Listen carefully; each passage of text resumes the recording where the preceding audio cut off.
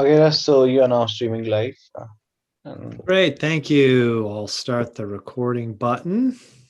yep. Have a good class. Bye bye. Thanks, Harry. Bye.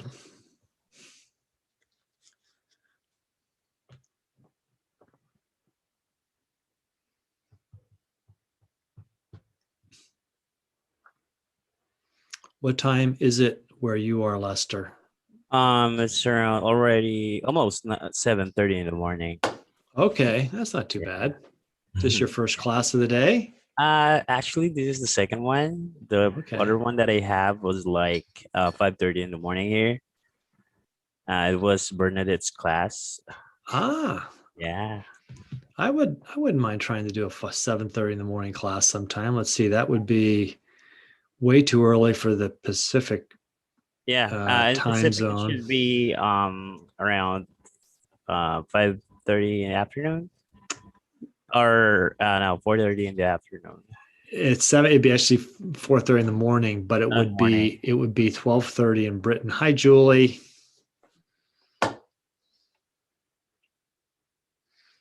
Welcome.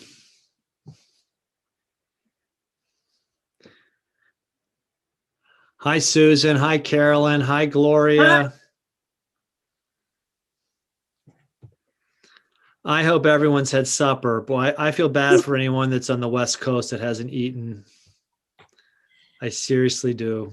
I know last week, after you had the food session, like I had to go out. We had a lobster truck, food truck at the clubhouse. And I said, I can't eat what's in my refrigerator. I need something special.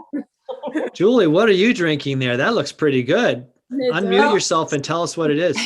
Actually, I'm cheating. It's in a Stella Artois glass, but it actually is an O'Doul's non-alcoholic beer. Okay, good for you. It's like a little refreshing thing. It's only 4:30 here, so. Ah, yes. You must be one of those West Coast people. Well, I have to warn anybody, if you haven't eaten supper or dinner or whatever you want to call it, you will be hungry. I went out with my wife. We went out and had Thai food tonight. Okay. We eat out on Wednesday evenings. And I'm full. So I can watch this video. Where are you talking from, Russ? I'm from Virginia. So it's Oh, 7:30 here. Where are you from, Cassandra? Detroit, Michigan. Okay, you're in the same time zone. Yeah, same time zone. Probably a little bit lighter there if you have a son. Yeah, it is a little bit lighter. We're supposed to get a little snow in the morning. Oh, I wish. Oh man, I hope it's. Well, I feel bad for you. I'm ready to not have any more snow. I have my blueberries are flowering. We have 11 blueberry bushes in the front yard of our house, and we got almost 50 pounds of blueberries off of our bushes last year. So, Oh, okay. but we had in 2019, we had our last frost about March 25th or even earlier. Okay. Last year, we had a frost scare in May. And if your blueberries are flowering and you get frost, you can lose everything. So we were out there frantically trying to keep everything wet, which we did. And it also didn't get down below 33. So I was grateful the next day. Okay. Welcome, everyone. Hi, Daniela. Hi, Wanda. Hi, Becky, Gloria, Joanne, Petra, Jeannie, Jennifer, Julie, Carolyn, Cassandra. I've said some of your names twice. It's okay. Hello. How many watched Rick Steves last night? I did. Several of you did. Yeah, he was really good. I am going to write up. I took 2 pages of notes as I was watching him, and I will put up on my 10 best Rick Steves quotes from that presentation. He's got other great stuff you can find on his website and in his books or anything like that that you've read of Rick Steves. But he made some real good ones last night. and I really enjoyed it. And I didn't get to put them up yet today, but I will put them up tomorrow's. I think I'll put them on a slide deck or some show notes tomorrow because they were really good. Well, we'll give other people joining a minute or two. We're going to do the foods of the Iberian Peninsula tonight. I've already been over the fact that it's really good if you had supper already. My wife and I do an exercise class at 4:30 on Wednesdays, and then I do a 7:30 class. So in between that class that I take and the class that I teach, we stop and have supper on our way home from the gym. And we had Thai tonight, and we topped it off with some dessert. This Thai restaurant, for some reason, is really, really well known for its desserts. And we had a really good dessert. And so I feel completely full right now. And I can watch this video because if you haven't eaten, you will want to eat. Hi, Ivy. Good to see you. Hi, Linda. Let me ask again, how many people watched Rick Steves last night? Do his live presentation with Lawrence interviewing him. It was really good. Hi, there you go, Petra. I see your hand. What time did he come on last night? It was 8 Eastern time. If you go to the Get Set Up Facebook page, you should be able to find it there and watch it. I'm told that Facebook keeps videos up forever. We'll find out someday if that's really true. I was asleep at that time. Okay.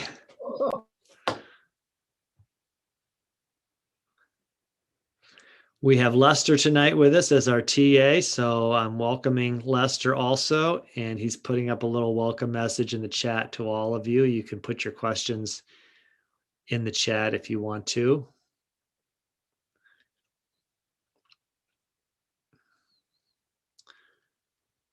And besides having time at the end for some discussion, well, I'm also going to have a little discussion about some future travel classes that you all might like to see. Last week, it was Saturday, we saw the Matterhorn, which is behind Gloria there. And Rick actually went to a spot, he was standing in front of a lake where you can get a great reflection of the Matterhorn in the lake. And I would like to go see the Matterhorn someday. I've been near there, but not all the way down that far south. I was in Lauterbrunnen and Grindelwald and the Eigerfront. Monk Saturday evenings videos about the Alps in Europe showed Grindelwald and the train up to Monk and Jungfrau, or I should say Jungfrau is where the highest railroad station in Europe. And I didn't go that far. My son and I stopped. My son and I hiked up, but we didn't go all the way to the top. We enjoyed ourselves by stopping at Kleine Scheidegge. Well, we'll give it one more minute. We've got Janet who's joined us, I think, if I've got everyone's name right. And I want to welcome you all to Foodie Wednesdays. And Lester is putting in a link to the other classes. That's great, Lester. There you can find out. Monday, we'll do some more island hopping. Tomorrow is art and in Europe. And Friday is more history. I believe we're doing the history of the Celts in Europe this week. And we'll be doing Rick Steves' programming all through April. Then we'll switch and do something else. I'm also doing other classes on travel. Like some of you have been to my classes. I did a class this morning on using travel apps, on using phone apps and online apps for planning your travel. And you all always give me good ideas, and I appreciate that. I'm doing a class, which will probably be the week after next, my top 10 travel tips. And so bring your travel tips to that class. And if they're not on my list and they're better than anything on my list, we'll put your idea on the list. So I'm trying to gather the best ideas. I was glad we had Regina this morning who reminded me that a travel tip ought to be, if you're going overseas, not in the US, try to get some of that currency, local currency, before you go. And I have, last time I went to Spain in 2017, or actually Italy in 2019 to do a walk. I put out on Facebook, I said, hey, I'm going to Italy next month. Anybody got some euros they don't want? And about 3 people said, yeah, I brought some euros home last time and I don't know what to do with them. I'll sell them to you. So it's a good way to pick up a few euros before you go without paying any kind of extra exchange rate. Welcome to Estelle and Lily who've joined us. And Linda, glad to see all of you. Hello. And there's Joanne. Hi, Joanne. Joanna Frank, you made it. Good. We're gonna do some Iberian Peninsula food today. So I'm going to go ahead and share my screen and start. And we're also going to do a little bit of video.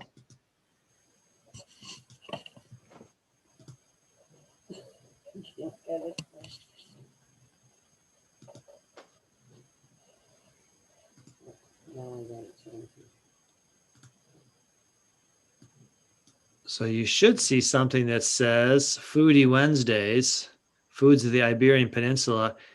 That picture actually isn't food of the Iberian Peninsula, but that ham is very of what something you'd get in Spain. The Spaniards really like their ham. I'm your guide, Russ Eanes. I've met a lot of you in other classes. I live in Harrisonburg, Virginia, which is in the western part of the state in the Shenandoah Valley. I'm a writer, a walker, and a cyclist. I formerly was a book publisher. And when I was a book publisher, I love to help authors put their ideas in between the covers of a book. And I love the energy I get and the wisdom I collect from working with older adults and Get Set Up. That's why I'm now a full-time guide working with Get Set Up. And I'm really enjoying teaching classes. Get Set Up helps you learn useful skills from people like you so you can do wonderful things. We learn from each other, and ideally we can see you and the cameras are on. You can request a recording of this class afterward. You email help@getsetup.io. And if you're joining by live stream, the best way to participate is to join us and register for a class. And we are actually live streaming tonight.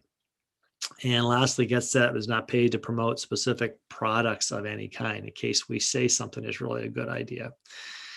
Rick Steves came to Get Set Up yesterday, April 13th. He was great. What was your favorite quote? Anybody got a favorite quote at the beginning here you want to shout out from Rick Steves last night?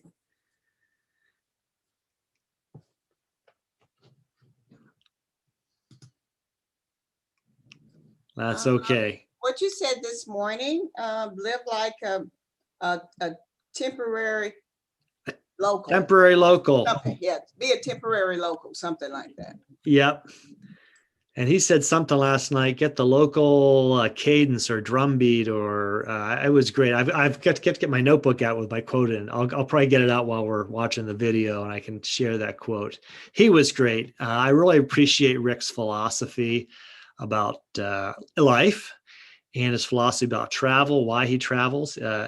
What I appreciate with Rick is that travel is not just like a consumable, something we consume, but it's an experience we have that enriches our lives and broadens our mind and is deadly to things like prejudice and division. So I really enjoy Rick's attitude about travel.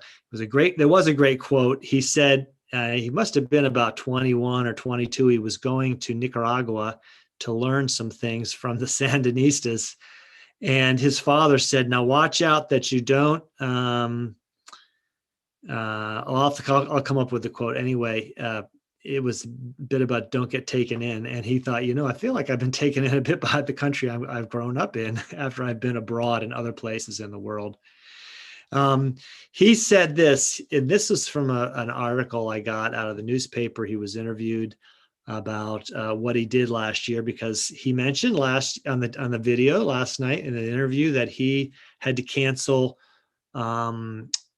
the tours for 30,000 people. And also that he didn't mention that his guidebook sales plummeted, but his guidebook sales went down 90%. And Rick Steves, I think he also did say last night that he had like 18 of the top 25 guidebooks that are sold in the country.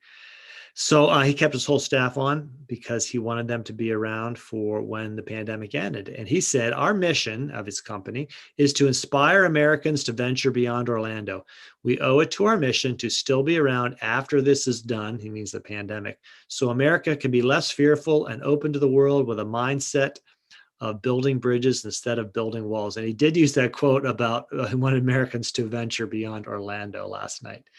So let me stop here 1 second. I'm going to stop the share and I'll start again so that we can show a video. And we'll do foods of the Iberian Peninsula. And this is really good. Again, I hope you've had something to eat or you have something right now with you because you will want to eat when you see this. And I love, by the way, how it starts in the market. This is what we were talking about in slow travel, learning where the locals go to buy things, the local markets. Portugal, the city of Porto's traditional market manages to survive in spite of competition from modern shopping malls. This is a great place to wander, especially in the morning, to take in the sights, sounds, and smells of real-world Porto. And for the best understanding of the local food scene, we're taking a food tour.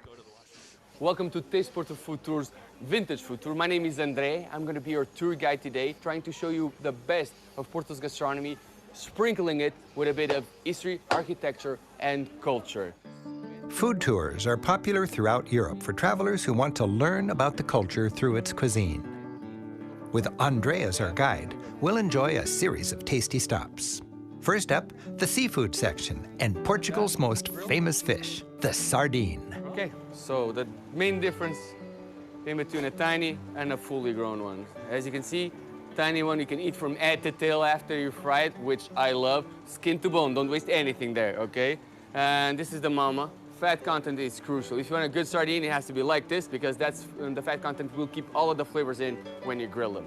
But look at those eyes, shiny and bright. They're gonna be delicious. Next, we head to a shop with every type of seafood imaginable, but served only in tin cans, all artfully displayed. This shop over here is owned by the Portuguese Association of the Can Industry. So here you'll find over 19 brands with over 300 different products, from sardines to codfish, sea bass, sea bream, tuna fish, eels, lamprey, octopus, squid, mussels. It's fish, it's in a can, they got it. And today, you're gonna sample here two of my favorite ones. First of all, this one over here. This, in Portuguese, we call it pica. It's actually a tiny needlefish. So it's less fatty than a sardine. It has been canned with olive oil and chili peppers. And to go along with it, mackerel in tomato sauce.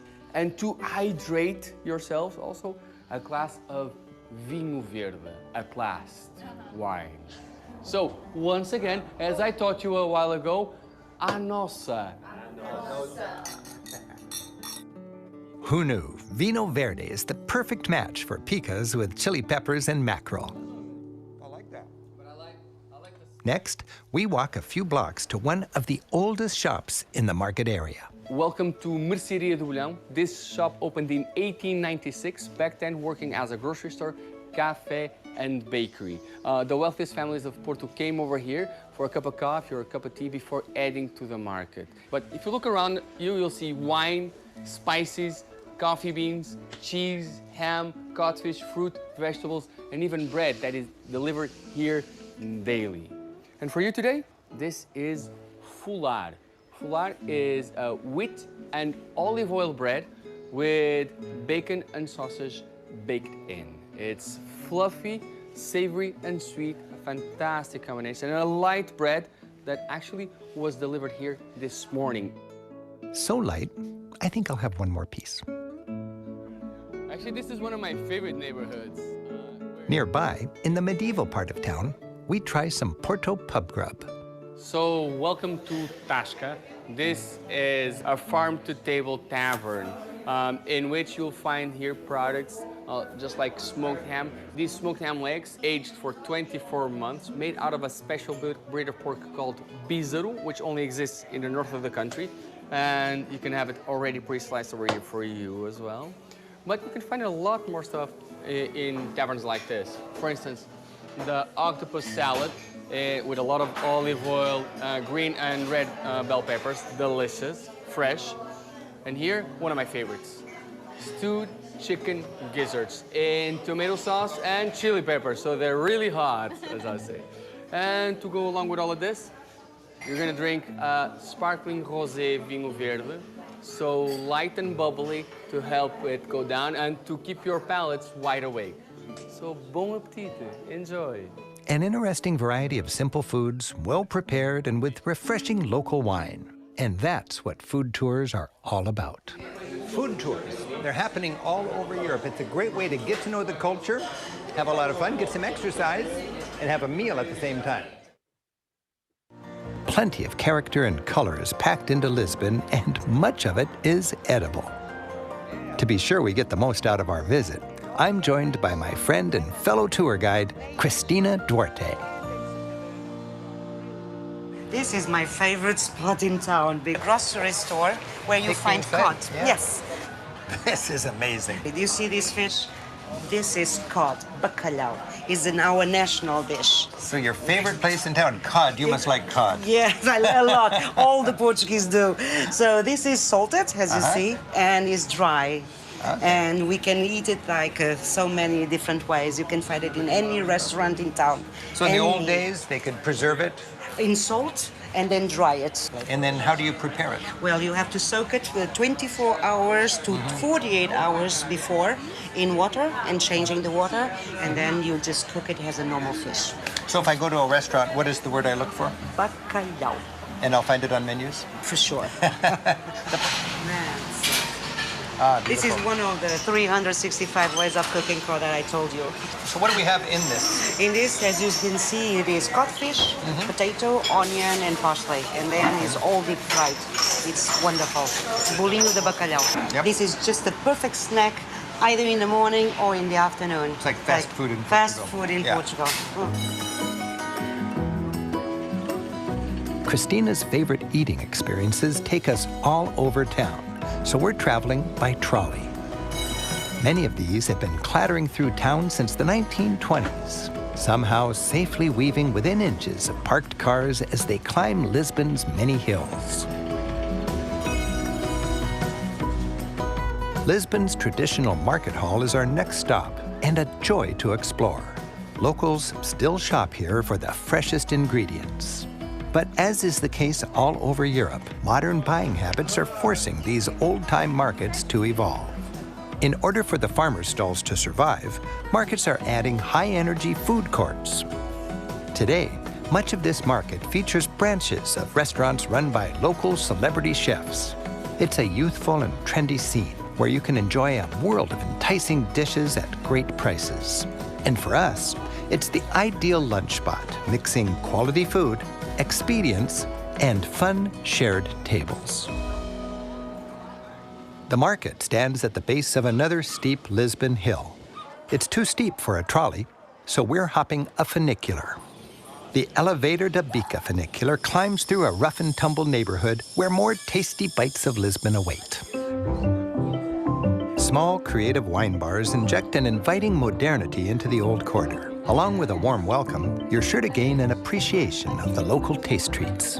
No visit to Lisbon is complete without sipping the favorite national drink, port wine. Well, cod is the national food, but port is the national drink. I like that. And our server has complemented this nice tawny port with the right meats and cheeses. Throughout Europe, places like this know how to combine traditional food and wine with a contemporary setting. We're just a short trolley connection from the dessert course of our food crawl. To save money, we're using the local transit pass. You zap in and zap out. By the way, throughout Europe, pickpockets are hard at work on the buses and trolleys most popular and crowded with tourists. So enjoy the ride, but keep an eye on your belongings. Next stop, custard pies. This bakery is popular for their pastéis de Belém. You'll find these treats all over Portugal, and they originated right here. Behind the busy cafe scene, a sweet sweatshop cranks out thousands of these tasty delights every day. They tried mechanizing the process, but it just wasn't the same. Each one is still carefully handmade. Why are these so special? It's a secret, proudly kept since 1837. Stopping here is a ritual for me with every visit to Lisbon.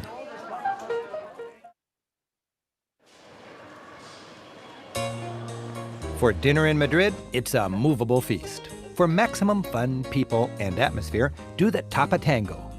It's a time-honored tradition of going from one bar to the next, munching, drinking, and socializing. When it comes to variety, Madrid is Spain's tapas capital. Grab a toothpick and stab something strange. While Spaniards don't eat dinner until 9 or 10 o'clock, with a meal like this, I can eat early and still go local. For starters, we're going for one of Madrid's quirkiest snacks, and this spot is named for it, La Oreja de Oro, sautéed pig's ears. Pig's ears are a favorite here, and Jaime is a frantic one-man show who somehow gets everything just right. Orejas! Ahí, Ribeiro. See, this wine is like house-made wine from the northwest of Spain, from Galicia. Okay. And it's cloudy a little bit. Yeah, it's a little bit cloudy, so that you don't see the poor quality. All right. Gracias, Jaime. Gracias. So this is? Yeah, so this is pig's ear. This is the cartilage, actually. This is sautéed with a little bit of olive oil, Spanish paprika, and parsley. And that's actually the cartilage. That's right. It's crunchy. Yeah. Wow. Pig's ears. I never thought I'd be eating actual pig's ears. Yeah. Just up the street, Casa Tony is run by Tony. He's popular for his refreshing gazpacho, the cold tomato and garlic soup. Carlos, the gazpacho is really refreshing in the summer, right? Yeah, gazpacho is like a vegetable soup with a tomato base. But cold. And it's very refreshing, yeah, it's cold. It's nice, yeah. At Tony's, you can have huevos con chorizo, potatoes brava, mystery meats, and the house vermouth. Don't worry about paying until you're ready to go. Then ask for la cuenta, the bill. Next, it's La Casa del Abuelo, packed with seafood lovers savoring sizzling plates of tasty shrimp and prawns. I like gambas al ajillo, shrimp sautéed with garlic, and gambas a la plancha, grilled shrimp. A glass of the house red wine, right out of the keg, is incredibly cheap. The litter on the floor is normal. That's where people traditionally toss their trash and shells.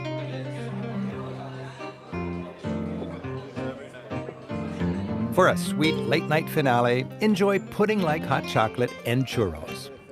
Churros are the favorite local donut. Dunk and chat, recalling highlights of the day and looking forward to tomorrow. Madrid is the hub of Spain. This vibrant capital, Europe's highest at 2,000 feet, has a population of over 4 million. Most of the city is modern urban sprawl, surrounding an intact, easy-to-navigate historic center. We'll limit our visit to this old core. Madrid is livable and fun to visit. Former parking lots are once again grand and people-friendly squares. Short posts keep cars off the sidewalks. And the fine old buildings show off their original elegance. The historic center is enjoyably covered on foot. No major site is more than a 20-minute walk or a 5-minute cab ride from Madrid's lively main square, the Puerta del Sol. It's a hub for the metro, buses, city celebrations, and a busy pedestrian shopping zone. And in the old center, it seems there's a surprise around every corner. My Spanish friend and fellow tour guide, Carlos Galvin, is joining us to share a local's insight into Madrid's culture and food. Carlos is taking me to a place famous for food Spaniards are crazy about. If Spain had a national food, it would probably be jamón, that's ham. The eatery, called the Museum of Ham, is tastefully decorated. Unless you're a vegetarian or a pig. This cheap and cherry stand-up bar is an assembly line of meaty treats. Chin chin. Chin chin, jamón. Jamón serrano.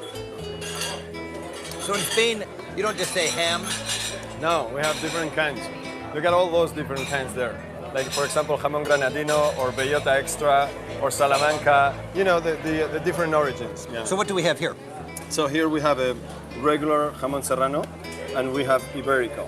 This one, the pig has been killed after 3 months and has been eating just basic pig food. And this one has been eating acorn.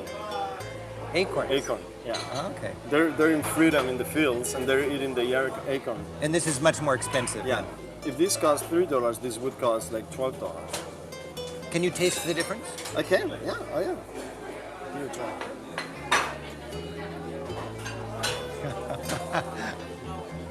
This is delicious. Acorns. Yeah. Happy pigs running free in the mountains. That's right. Plaza Mayor is a stately, traffic-free chunk of 17th century Spain. Whether hanging out with old friends, enjoying a cup of coffee, or finding a treasure at the Sunday coin market, it's an inviting place for people to gather. The square is filled with emblems of Spain's powerful past. Bronze reliefs under the lampposts show how upon this stage, much of Spanish history was played out. The square hosted bullfights. It was the scene of generations of carnival gaiety. And during the Inquisition, many suspected heretics were tried here and punished. In this case, publicly strangled. Thankfully, the brutality of the Inquisition is long gone. But one brutal spectacle that survives today, anchored deep in the psyche of Spain, is the bullfight. Whether you actually go to a bullfight or not is entirely up to you. But anyone, for a quick sense of the action, can pop into one of Madrid's many bull bars. Aficionados gather at a bar like this after fights, or to watch one on TV. This bar is a temple to bullfighting. If you like bullfighting, how do you justify it with the animal? How do you excuse it? It's an art. Bullfighting is an art. It's not about the cruelty. It's just an art. It's a whole aesthetic. You're fighting against an animal that is 500 or 600 kilos, and there's this guy right in front of him with a cape and with a sword, and he's brave enough, and he's wearing this suit, and people are so supportive of him. They want to see him like doing well. So some bullfighters are actually very popular, like heroes or popular heroes? Oh, absolutely. Rick, look at these photographs. I think they prove that the matador does not always win. Además, ese día también está Hemingway estaba en los toros en aquella época. Hemingway was at that bullfighting. Hemingway was there. Hemingway saw Liston, saw Cordobés in the hands of Cordobés, with Franco in the audience. Franco and Hemingway saw the Babe Ruth of bullfighting, El Cordobés, kill Liston.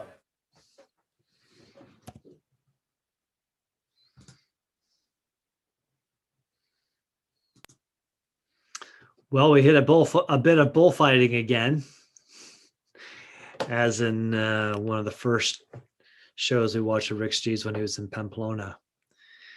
I've been to Madrid and I've eaten, and I was in that Plaza Mayor, which is a place I would not necessarily recommend to go eat. I would go some blocks away from it and find where the locals eat. Nothing against it, but that's where all the tourists were. Anybody have any comments about having been to any of these places, Porto, Lisbon, Madrid, any of these foods? They seem quite familiar to me, especially talking about tapas, which is a great alternative if you're an American and you want to eat earlier than the Spaniards or the Portuguese eat, which is 8 or 9 o'clock. And if you're already tired out by then you can go around and have tapas in the bars. Anybody want to share about an experience or comment? You could raise a virtual hand. That's a help. If you just put the virtual hand up, hit the reaction button, that pushes you up in a queue at the top, and then I can see who's there wanting to say something. But we'll go ahead. I think Joanne, did you and Frank want to say something? Sure.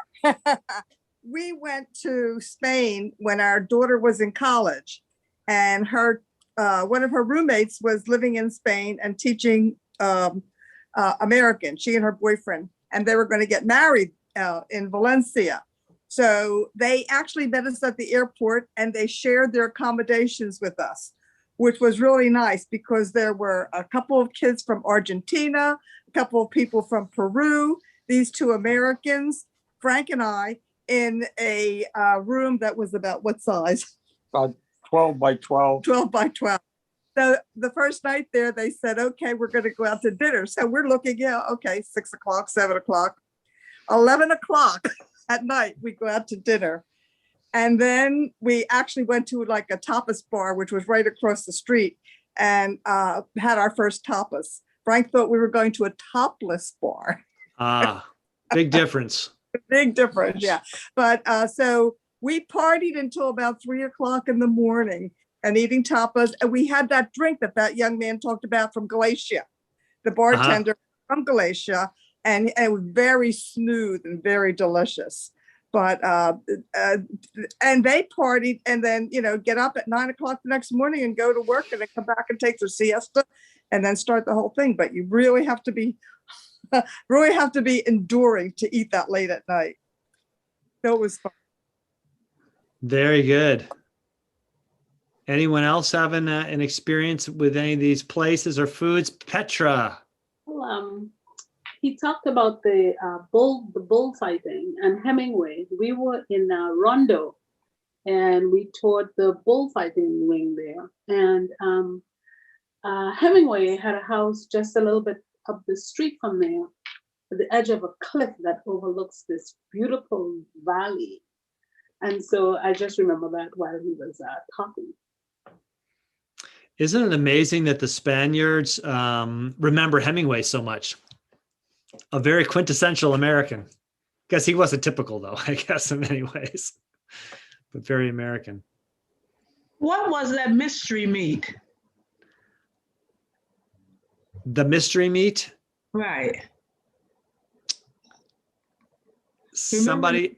So remember he showed us something green on the plate and then he went over and said this was mystery meat. What was the mystery meat? Did anybody catch that? I did, but I think it's whatever they have available. They mix it with some other vegetables and that's it. Right, he did say mystery meat. Yeah. And I was really trying to look to see if I could recognize anything, but because of the sauce or whatever it is that's over it, you really couldn't recognize anything. So it's still a mystery. My daughter went into a tapas bar when she was a student, and she saw these onion rings, and she ordered onion rings, and it was quite expensive, and it turned out it was squid. Yeah, I bet it was octopus. Yeah. Yeah, she was very disappointed.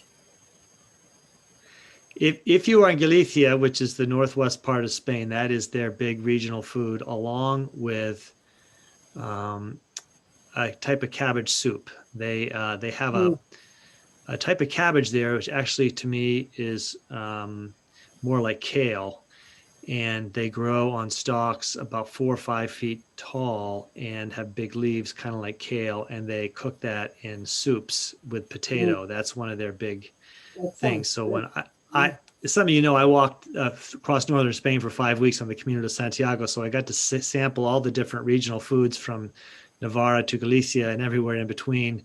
And I did have an evening in Pamplona. It was actually my 3rd day of walking, where we did go to tapas bars. That's how we ate our supper that evening. And we were pretty tired after having walked all day, and we weren't going to be able to stay up till 8 or 9, but we ended up staying up that late anyway in the tapas bars. It was the night before Easter, and about 11 o'clock or 11:30, we heard this enormous racket, and it was a ratchet. They do not ring the bells during Holy Week in Spain, and instead, to call people to worship, they have these gigantic ratchets that they spin. They're made of wood, and they make quite a loud noise. And they call everyone to the cathedral or the church, and that's where we were called to in Pamplona that night. But and I also learned that they're very much big on their jamon, and that they also eat late. Fortunately for many of us who are pilgrims, they also have a pilgrim supper, which is earlier, about 6 to 7 o'clock, because a lot of us are well into bed by 9 o'clock when they are just sitting down to eat. Another thing they do very typically is they don't have, they do have wine glasses for certain wines, but also if you're just at a restaurant or somewhere and having some wine with a meal, it comes in a smaller glass, looks kind of like almost like a large juice glass. That's how they drink their wine, poured out of a pitcher. So it's some kind of local wine. I'm going to share about a book here, but I want to hear any more experiences people have with anything that they showed tonight, or any impressions that you had other than the bullfight. Well, Gloria. Go ahead. Well, I'll get to you, Ivy. Go ahead, Gloria. Yeah, just the one thing that I remembered at the taco bar, I was introduced to Padron peppers, and they're only, I think, in April and May, but we had them every day after that. There's just a simple pepper. You eat the whole pepper, and they just cook them in olive oil and sea salt. Those little peppers. Yeah, I remember that. You just eat the whole thing. Yep. Yep. They were that was a highlight in being introduced to that. Stem and all.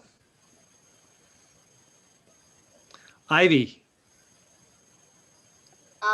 Sorry, my husband and I are here, but we're kind of ready to go go to bed after this. So. But anyway, I did want to say that we've been to Lisbon and had the sardines in various ways. In fact, our taxi driver gave us a couple of packages of sardines to take home with us, and they were the best sardines we'd ever had. They were really good. Yeah, you know, one of the things I was struck by was the difference in the way the sardines are prepared and where they taste from based in the U.S. as compared to Lisbon.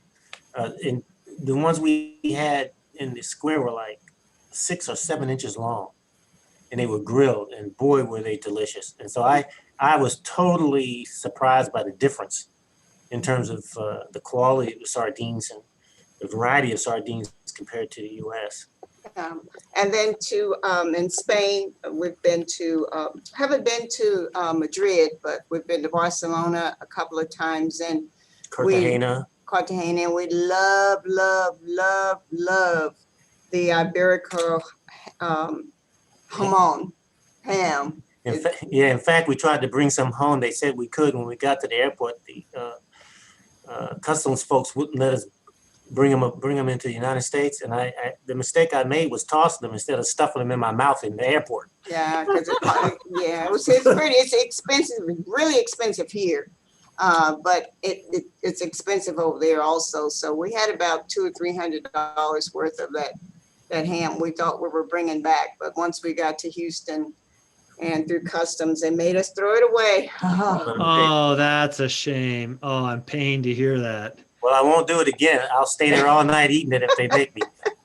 I have often brought home a regional wine when I've been to Europe, and the first couple of years I would buy it while I was traveling, and then you can get these special kind of bags that you can put in a suitcase, and they seal up and they'll absorb anything if it breaks, and that's a good way to do it. But lately, the last couple of times I went, I just bought something at the airport. I paid a few euros more, but they bring it to the plane, they take care of all that for you, much easier than trying to get it in your bag and making sure it arrives safely home.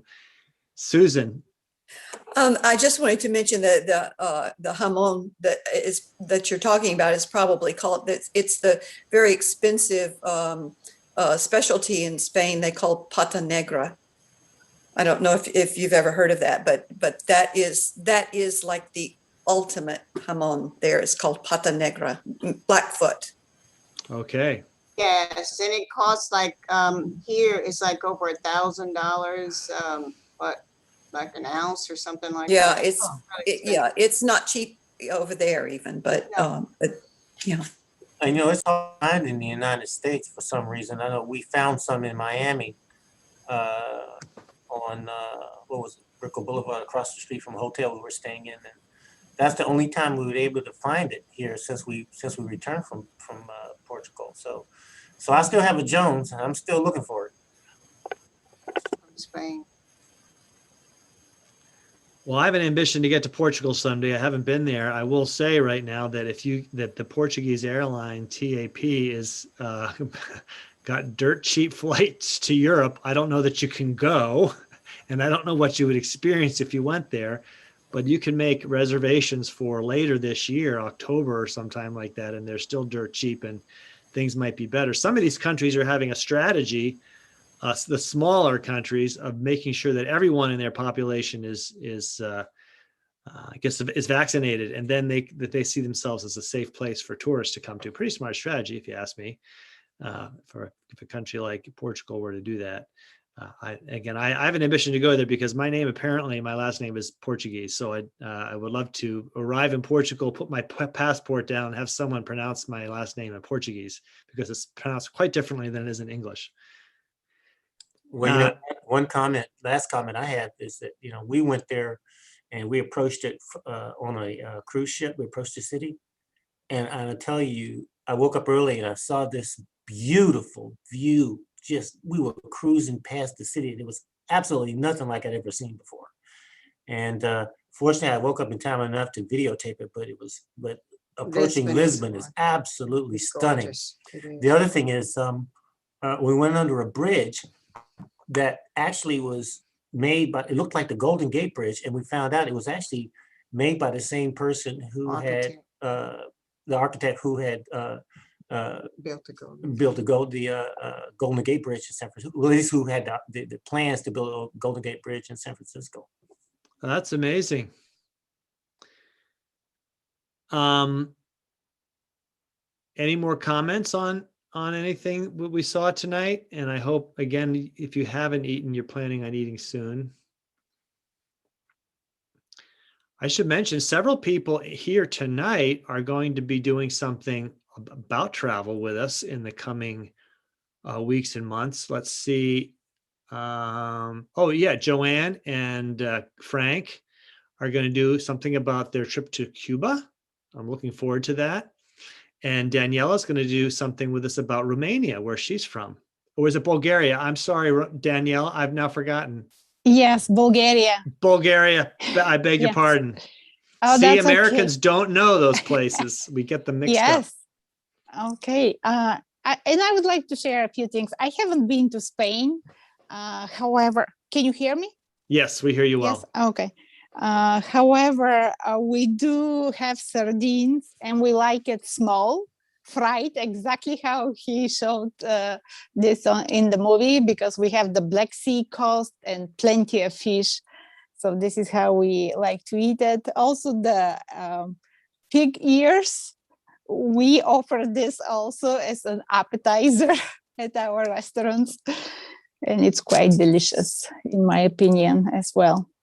So yeah, it was very interesting to learn about Spain. Thank you.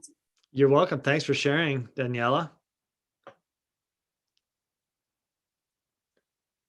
Anyone else have a comment?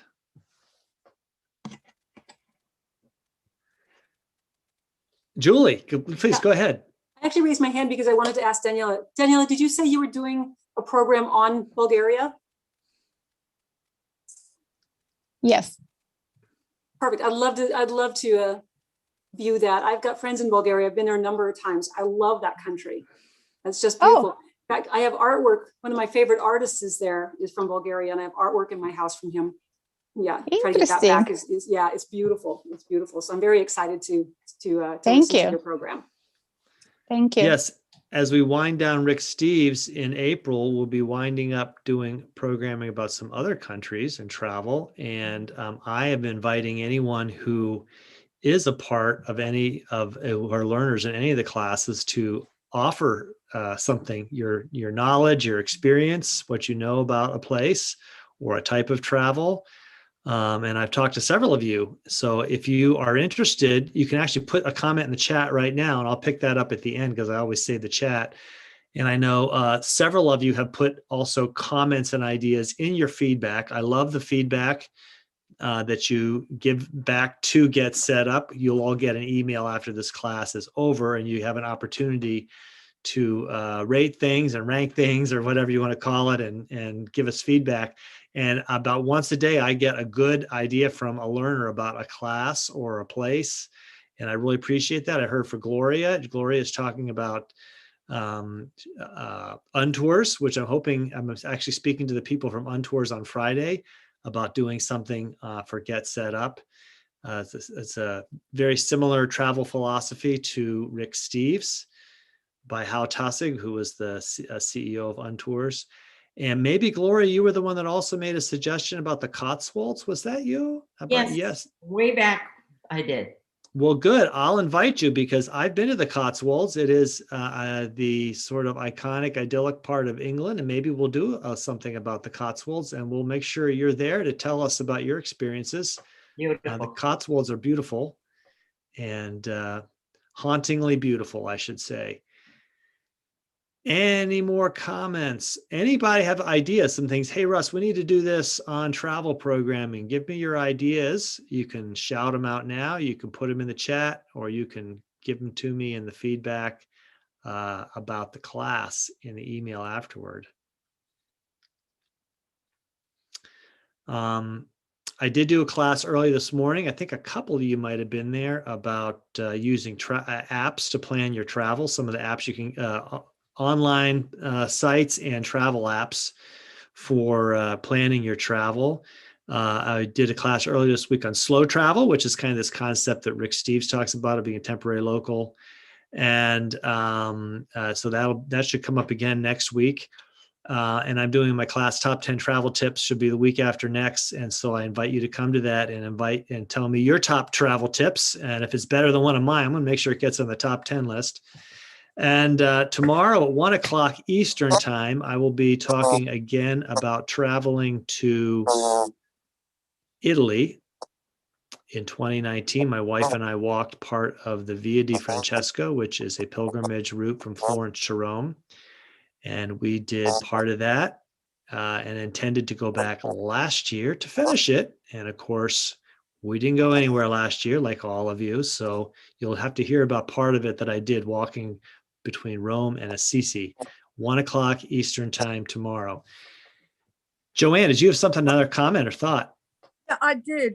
Frank and I have traveled with Untours, and they're wonderful because, especially if you haven't traveled on your own and you've only gone with the group, you have a representative when you're there. So if you encounter any kind of a difficulty, you can always talk to that person, and you're on your own. Once you get there, they either provide you with a vehicle or with public transportation, and you often have housing in other people's apartments. So you get to sometimes meet the person. When we were in Hungary, we went into this gentleman's apartment. He was there, and he had all these plants all around the place. He didn't speak English and I didn't speak Hungarian, but he was asking me to water his plants, and I could identify the plants and we could talk that way. But it's a really good way to, if you have only traveled with a group and want to go on your own, it's a good way to get into that mindset. I might tell you also, Russ, that a lot of the places that you can stay are people would normally be living there, but they've taken that week or that 2 week and they're in the south of France or somewhere else. We've been in a couple of places where some of the artwork on the wall was very, very expensive, and the people have had homes all over Europe. So you really get a wide variety. Very interesting. Tomorrow, the Rick Steves class will be in the afternoon. It is at 4 o'clock. We're going to do Thursday, Art Thursday. And Friday will be, I think, is History Fridays. We'll be talking about the history of the Celts. Something that's very dear to me, the history of the Celts. Also, the week after next, we should be doing the first of our classes on traveling solo. So if any of you are solo travelers or would like to be a solo traveler or are dreaming of being a solo traveler, come to that class. It'll probably be Tuesday or Wednesday afternoon. We haven't got the date down exactly yet, but probably the 27th or the 28th. We're looking at doing a class. I've got a small panel together of some experienced solo travelers, men and women, and various ages. I mean, they're all older like us, over 55. who will share about their experiences, and you can come and ask questions and they'll give you their top tips. So look out for that class as well. Let me just share with you one last thing here to make sure I have it. You get a chance to see this. I'll go back to our slide deck about travel. So yeah, we will be doing the class again using mobile apps and online tools to help you plan and manage travel. I did that this morning. We'll do that again next week. Oops. Tomorrow is a pilgrimage in Italy. Thursday, 1 o'clock Eastern Daylight Time, and also later in the afternoon then is Thursday in art. And then we do History Friday on Friday. Other classes I plan on doing, if I can pull that back here, are about destinations, active travel, practical tips to save money, alternate travel, house sitting, work away, road scholars, and lots about history, food, culture, and art.